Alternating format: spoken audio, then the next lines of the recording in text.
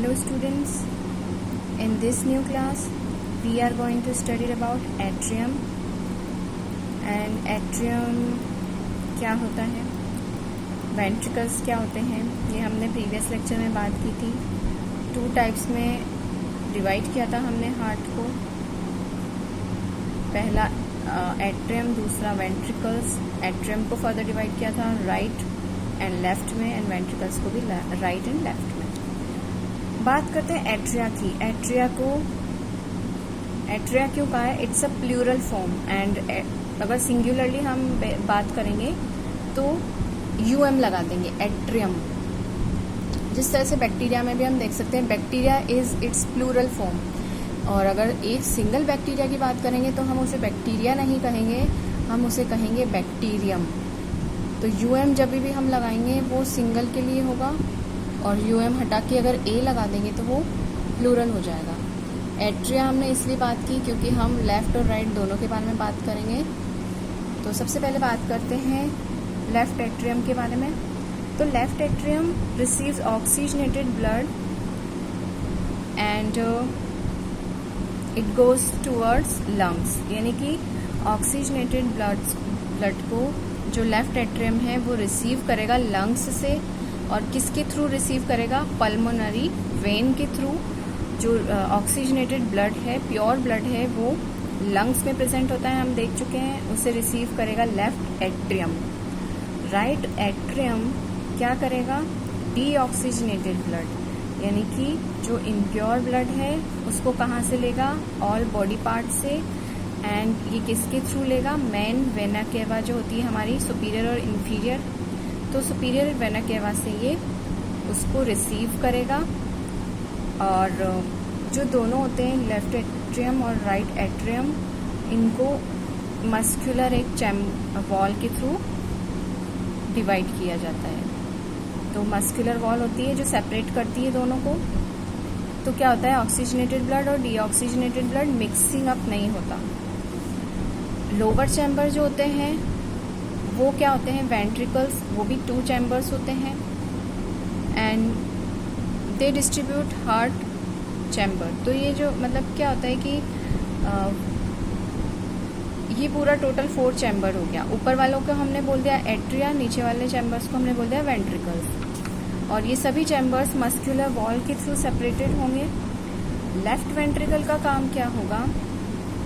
वो oxygenated blood, क्योंकि left side में हमेशा याद रखिएगा, लेफ्ट साइड में ऑक्सीजनेटेड यानी प्योर ब्लड ही फ्लो होगा, और हमेशा इम्प्योर ब्लड राइट साइड में होगा, चाहे वेंट्रिकल हो चाहे एट्रियम हो। तो oxygenated blood left ventricle pump करेगा, लंग्स से कहाँ तक भेजेगा? बॉडी पार्ट्स तक। यानी कि एट्रियम क्या कर रहा था?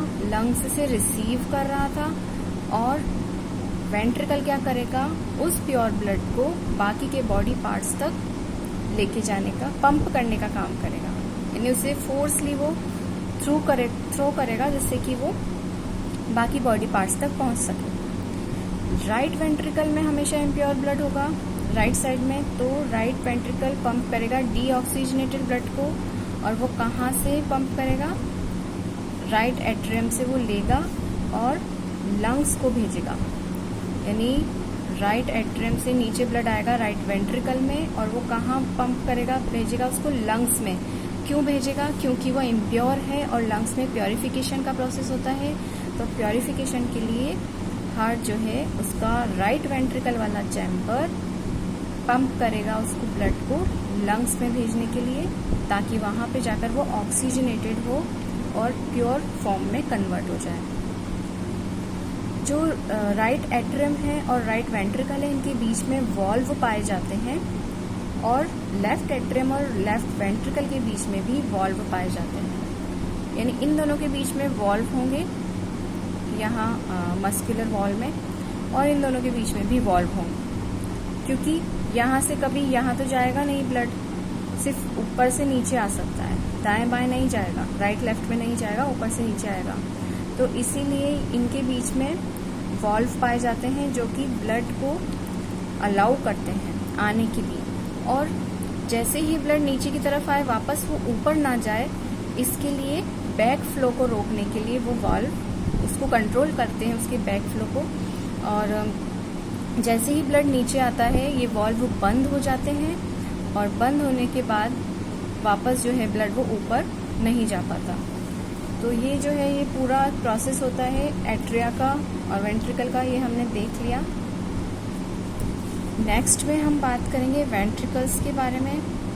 चलो यही बात कर लेते हैं, थोड़ा सा ही है ये, छोटा टॉपिक है।